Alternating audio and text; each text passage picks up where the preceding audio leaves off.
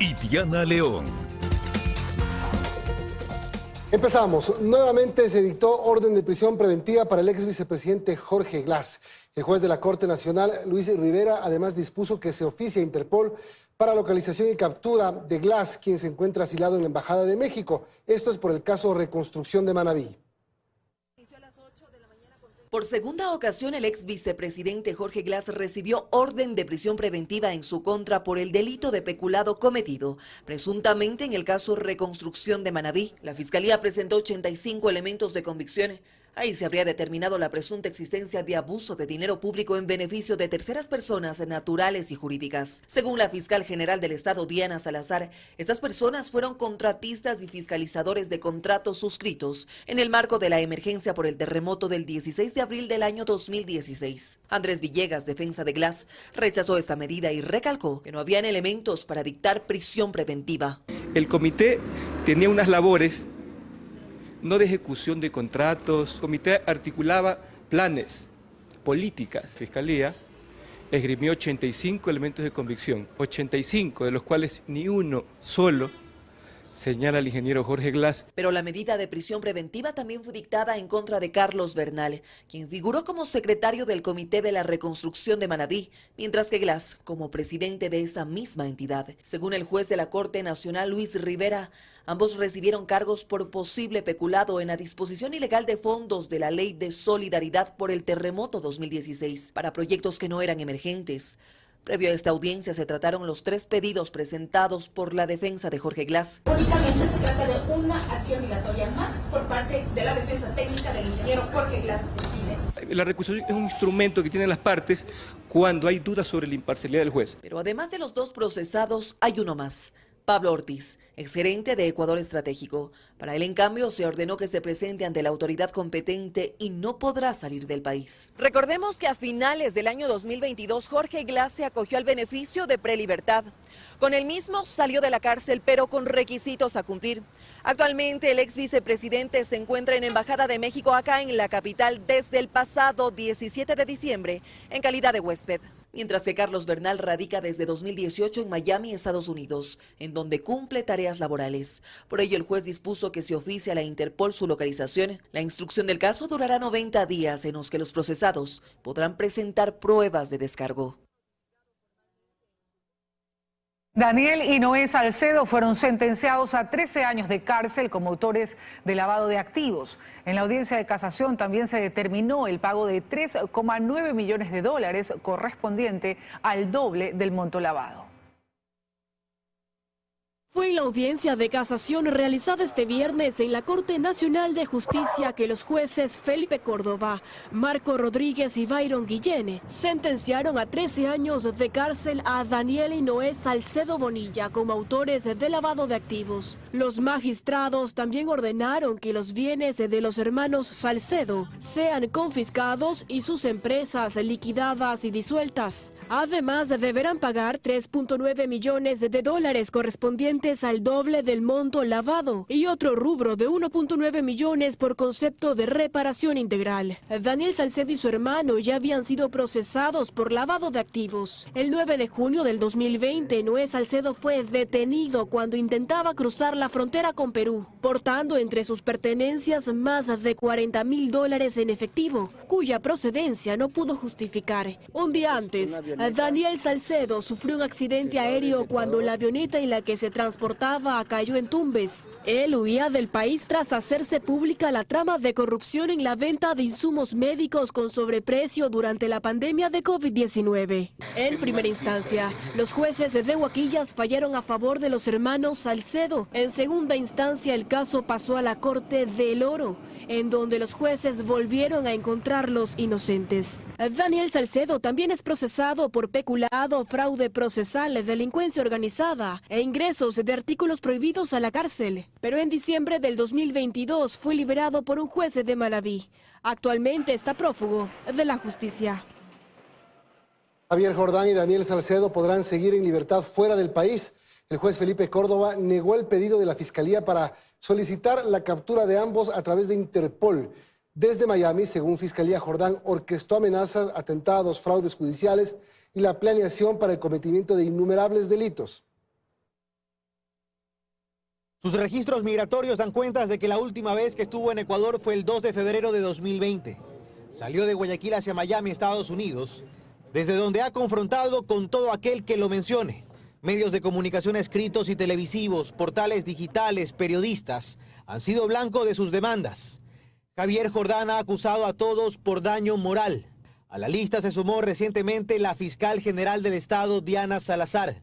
Pues en el caso Metástasis, donde se investiga una red de delincuencia organizada, la Fiscalía ubica a Jordán como autor, por ser quien ponía a disposición sus empresas para justificar el movimiento de dinero ilícito que estaba siendo auditado dentro del proceso por lavado de activos. También habría participado en la instigación para cometer delitos en contra de varias personas, entre funcionarios públicos y periodistas, como Fernando Villavicencio. La Fiscalía cuenta con un centenar de conversaciones entre el narcotraficante Leandro Norero y Javier Jordán. Estas revelan que siguió de cerca las decisiones de la Asamblea Nacional, donde tenía incidencia a través de alias El Ruso, contratos de obra pública con gobiernos locales, decisiones judiciales y operativos para sacar de su camino a quien le resultaba incómodo. Cuando le mandas a dar a 2 periodistas de los bocones y nadie más habla, hay que poner orden. ¿Pero a quién, ñaño? Villa habla y todos repiten. Este Zurita, el que te pasé, es el principal HP. ¿Se le deja un mensaje por lengua larga o se le corta la lengua? Pero alguien que los ponga, ¿dónde lo ubico? Las conversaciones revelan que Jordán hacía gala de su influencia en las decisiones de un partido político en particular y que de eso Norero quiso valerse. El único HP que ha hecho recular a RC soy yo.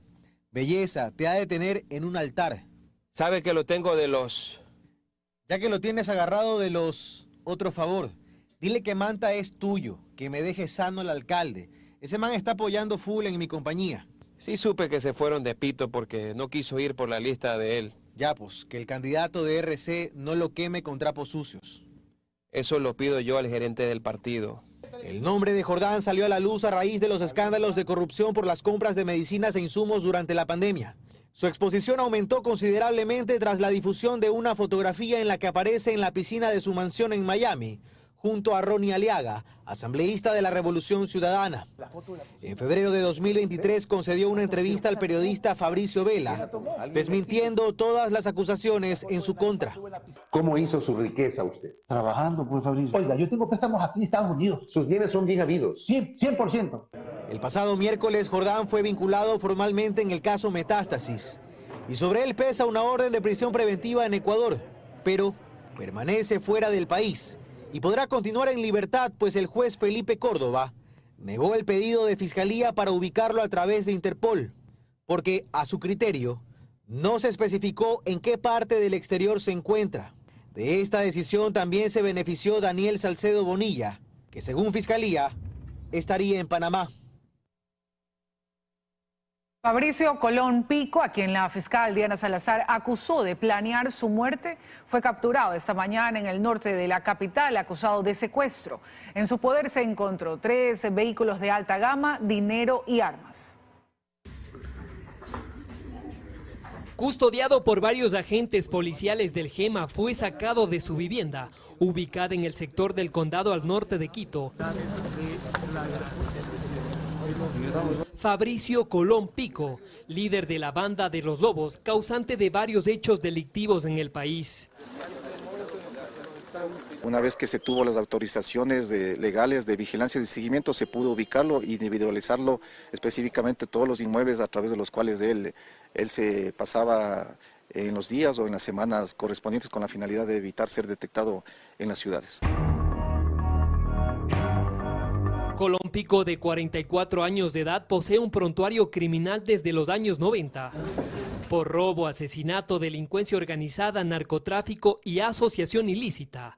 Fue señalado por atentar contra la vida de la fiscal general Diana Salazar el pasado miércoles. La semana pasada, uno de mis chicos lo sacó a Chonilio, socio de Colón Pico, de la cárcel de Riobamba. Uno de los organizadores de los atentados en contra de la fiscal general, Colón Pico. Ahora sí lo digo públicamente. Y que me vengan a asesinar. La captura no se da por lo mencionado por la fiscal general en este caso, que iba a atentar contra su vida general. Bueno, como lo manifesté, el mismo Twitter de la señora fiscal general del Estado lo manifiesta que la actuación de la policía y fiscalía obedece al tema de un presunto secuestro simple y posterior se establecerán el tema de las vinculaciones o relaciones con las amenazas que han sido vertidas hacia la señora fiscal general del Estado. Zarzosa además mencionó que Colón Pico antes de su detención se encontraba cumpliendo una pena en régimen semiabierto, es decir, tenía que presentarse periódicamente a la justicia por un delito cometido hace años atrás. Se presentaba cada 15 días en el Centro de Rehabilitación Social de Riobamba. De igual manera, él no tenía ninguna boleta activa. La boleta se le activó es por el presunto delito de secuestro simple. En el operativo, la policía decomisó de la vivienda de Colón Pico 3 vehículos de alta gama, varios cargos, fajos de dinero en efectivo y varias armas de grueso calibre. De igual manera, municiones calibre 223 y también lo que llama aquí la atención es el tema de 3 vehículos de alta gama, específicamente uno de los cuales se encuentra blindado. Colón Pico además podría ser investigado por la muerte de Fernando Villavicencio. Esto debido a que la fiscal general señaló que el mismo grupo que asesinó al ex candidato presidencial ha sido contratado para atentar en su contra. El presidente de la República se pronunció sobre la detención de Fabricio Colón Pico. El primer mandatario también se refirió a las medidas de seguridad que ha tomado el gobierno nacional en los últimos días. Lo hizo en una reunión que mantuvo esta mañana con los alcaldes de Manabí, Santo Domingo de los Áchilas y también autoridades de Galápagos, donde dialogaron sobre las acciones de seguridad para el beneficio de estas 3 provincias. Logramos capturar a la persona que estaba organizando todos los atentados contra la fiscal general del Estado. Lo hicimos hoy a las 4 de la mañana. Asimismo, estamos movilizando ciertas cabecillas de cárceles donde parece pues que están en un hotel 5 estrellas, los estamos llevando a lugares donde deberían de estar, donde cumplan su castigo. Y eso es lo que la gente está buscando. La gente quiere paz, la gente quiere seguridad. Y el primer mandatario, Daniel Noboa, dispuso reformar el mecanismo de protección y seguridad para expresidentes y ex vicepresidentes de la República mediante el decreto ejecutivo 108. La protección y seguridad a estas ex autoridades será proporcionada exclusivamente en territorio nacional por un plazo máximo de 6 meses contados a partir de la finalización de su mandato. De esta manera se modifica el decreto ejecutivo 906 emitido por Guillermo Lasso, en el que se establecía periodos mínimos de protección de 2 años para expresidentes y 1 año para ex vicepresidentes. Además, la protección se extendía a territorio extranjero y a sus cónyuges.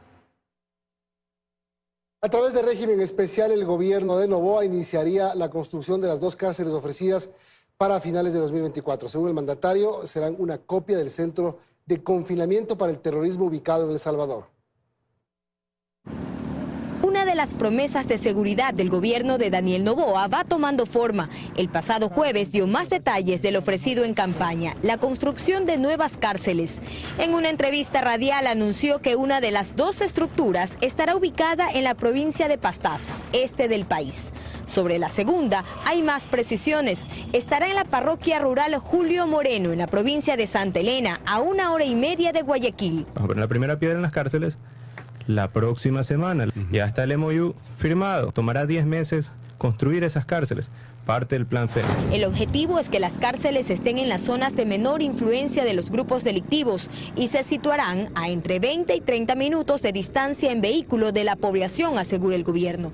El prefecto de Santa Elena apoya la decisión y aunque asegura hay acceso vial, aún faltan obras en sus alrededores. Como en muchas parroquias del país existen varias necesidades, pero el eje vial principal nosotros lo hemos construido y está en este momento expedito, con puentes, con soluciones hidráulicas. Para Juan Aguirre, experto en compras públicas, la construcción de estos centros en el tiempo autoimpuesto será desafiante. O sea, tendría que ponerse un número de maquinaria suficiente, un número de personal técnico suficiente que dirija las obras para hacerlo. Pero claro, todo eso, el plazo de ejecución de una obra forma parte también de los estudios. Según el gobierno, las cárceles que se construirán en los próximos meses serán una copia de la megacárcel de El Salvador, llamada Centro de Confinamiento para el Terrorismo. Ahí, en cada celda de unos 100 metros cuadrados, conviven de 60 a 75 reclusos. Para edificar la prisión, el Estado de El Salvador compró 166 hectáreas, 23 de las cuales fueron utilizadas para levantar 8 pabellones que se encuentran dentro de un perímetro rodeado por un muro de concreto de 11 metros de altura y 2.1 kilómetros de extensión, protegido por alambradas electrificadas. El penal cuenta con comedores, salas de descanso y gimnasio, pero solo para uso de los guardias. También hay celdas de castigo oscuras, sin ventanas, para sancionar a reos de mala conducta. El hecho de construir una cárcel no pienso que no va a balancear, digamos, en buenos resultados la cuestión de violencia y homicidio en Ecuador, sino que tiene que ser un andamiaje bien amplio, es decir, como se ha hecho en El Salvador, desde un plan de seguridad bien estructurado, el cual consta aquí de 7 fases. El gobierno de Noboa adelantó que habrá una tercera prisión en 2024 y ya se busca financiamiento para construirla, aunque no hay detalles de dónde estará.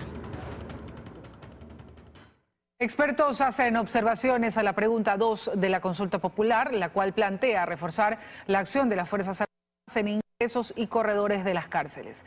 Ellos afirman que este planteamiento es un recurso mal gastado debido a que las Fuerzas Armadas ya cuentan con esas funciones. Que si el objetivo era ampliar de excepcional a permanente las acciones de control de armas y municiones de las Fuerzas Armadas en los ingresos y corredores de las cárceles, es decir, sin un estado de excepción, con lo planteado solo será más de lo mismo, asegura Juan Manuel Guzmán, abogado penalista, puesto que la pregunta 2 de la consulta popular no implica ninguna reforma a normativas vigentes ni a la Constitución.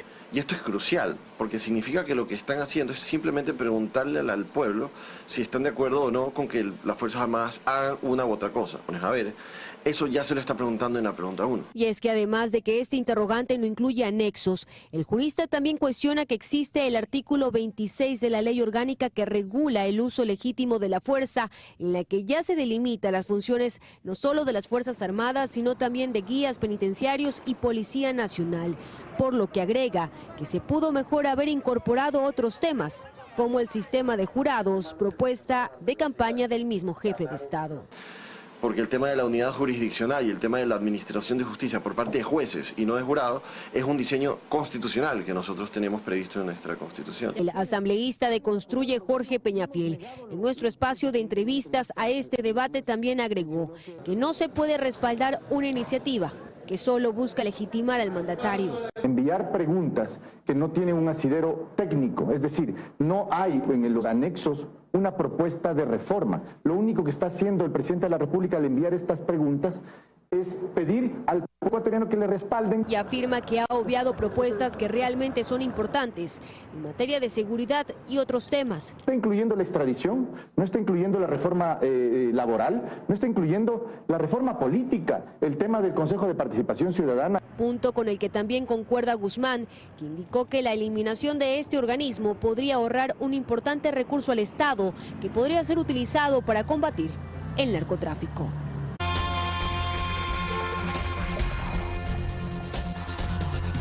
...24 horas... es retransmitido en Quito por EXA 92.5 FM, una radio de la cadena Democracia, Radio La Red 102.1 FM y Radio Sucesos 101.7 FM. En Guayas y Santa Elena por Forever Music 92.5 FM, RTP Radio 96.5 FM en Guayas y Santa Elena y 98.7 en El Oro. Radio City 89.3 Guayas y 99.7 Santa Elena.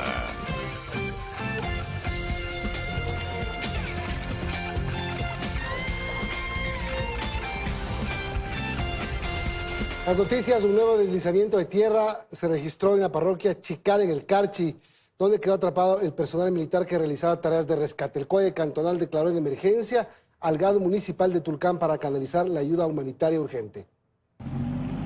Las tareas de búsqueda continúan en la comunidad San Marcos para localizar a una menor de edad que permanece desaparecida luego del deslave de gran magnitud registrado la madrugada del jueves 4 de enero.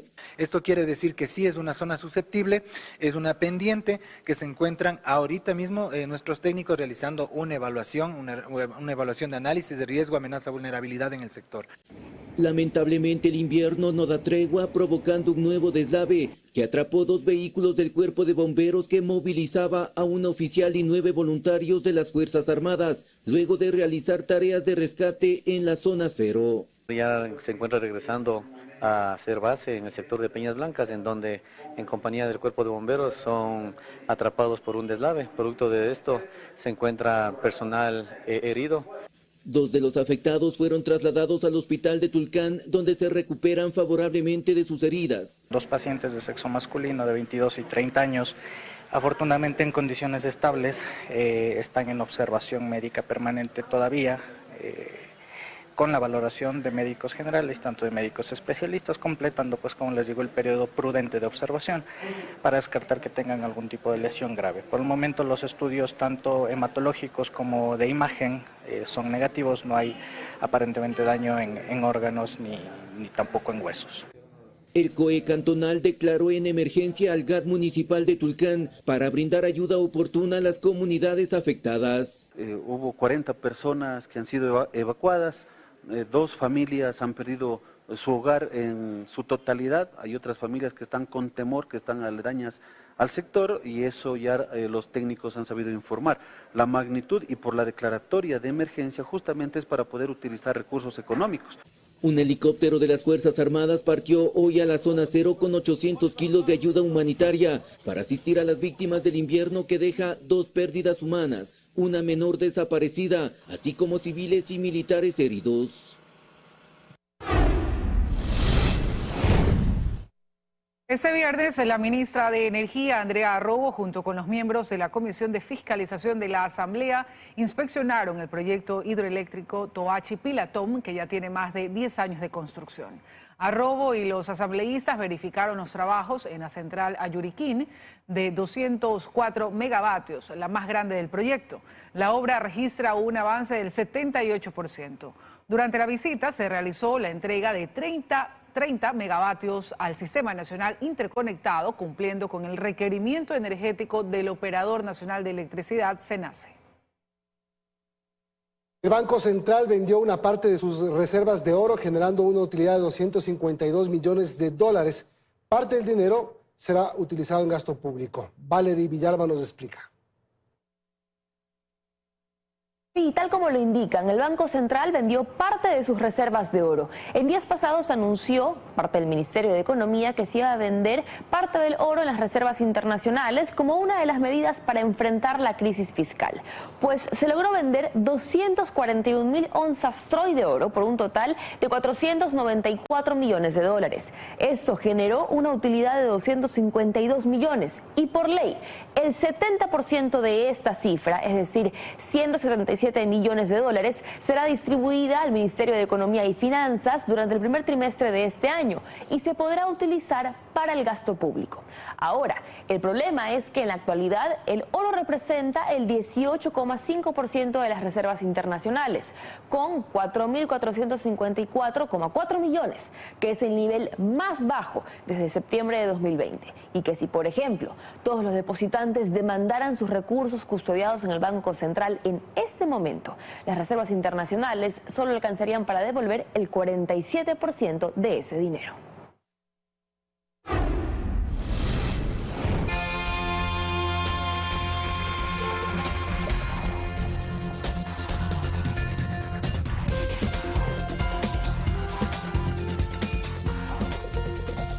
Seguimos, amigos. Las tasas por servicios aeroportuarios en Quito y Guayaquil subirán en febrero. Este valor se reajusta cada año y es cobrado en el boleto aéreo. Nuevamente las tasas por servicios aeroportuarios volverán a subir para este año. Esta tasa es pagada por todos los pasajeros que usan los servicios de los aeropuertos de Guayaquil y Quito, por ser concesionados. Esto comprende el uso de parqueo e instalaciones al momento de viajar. Esta tasa se renueva cada año y se la ajusta de acuerdo al índice de inflación en el país. Es decir, si el año pasado el valor de la tarifa era de 32,2 centavos, ahora en 2024 será de $33,48. En Quito los viajeros en 2023 pagaban $56,30. A partir de febrero pagarán entre $1 y $2 más aproximadamente. Ángel Córdoba, gerente de Taxa, empresa que concesiona el aeropuerto de Guayaquil, aclaró este tema. Esta suma ponderada en este año ha dado el valor de 2,98%, que es el incremento que se va a realizar a las tasas. Y en este año corresponde hacerlo a partir del 1 de febrero de este año. Pero usted se ha preguntado cuántos valores paga al momento de comprar un vuelo en Ecuador. Supongamos que usted compra un pasaje de Guayaquil a Bogotá ida y vuelta, tomando en cuenta que selecciona la opción de llevar una maleta de mano en la cabina, el valor que deberá pagar es de $291,27. Ahora bien, su pasaje en realidad vale $160, pero entre tasas, cargos e impuestos se suma un total de $131,27. El desglose de estos rubros se reparte en impuesto por compra de boleto aéreo, la tasa de turismo Ecodelta. Esa misma tasa también cuenta con un impuesto. Le sigue el impuesto de aeropuerto, en este caso el de Guayaquil. Otro valor de esta terminal portuaria es el impuesto de instalación auxiliar, así también como la tasa de seguridad.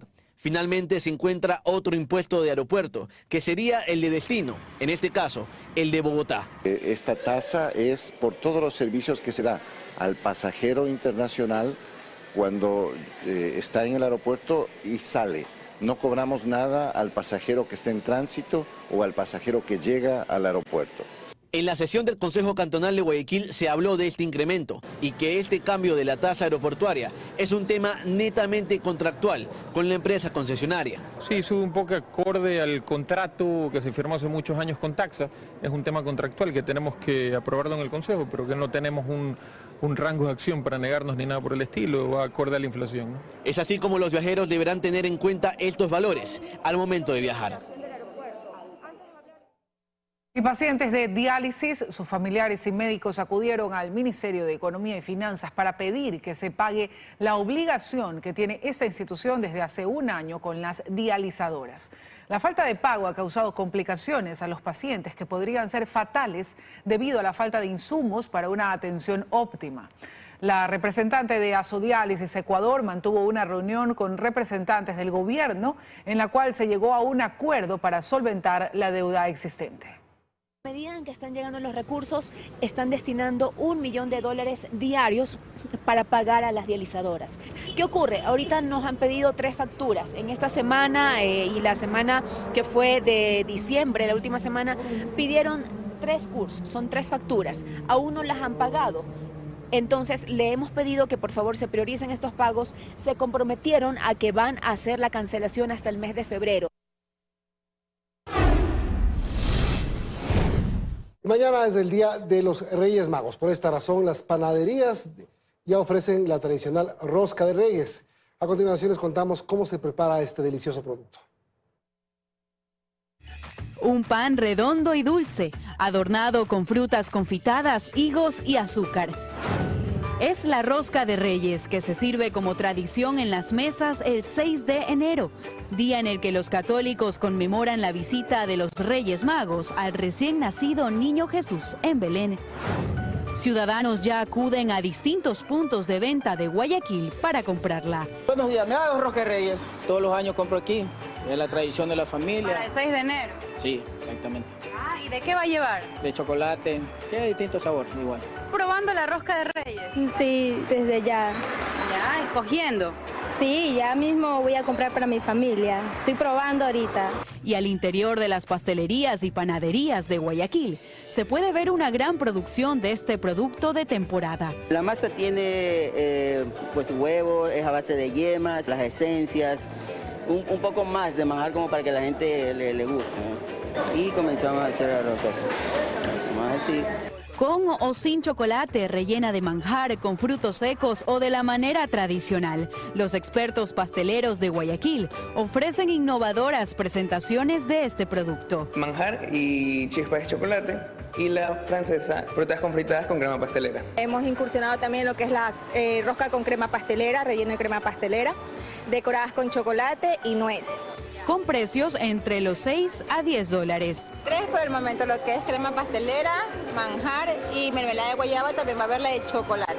Un gran número de alternativas para disfrutar de la rosca de Reyes este 6 de enero y despedir así la época de Navidad.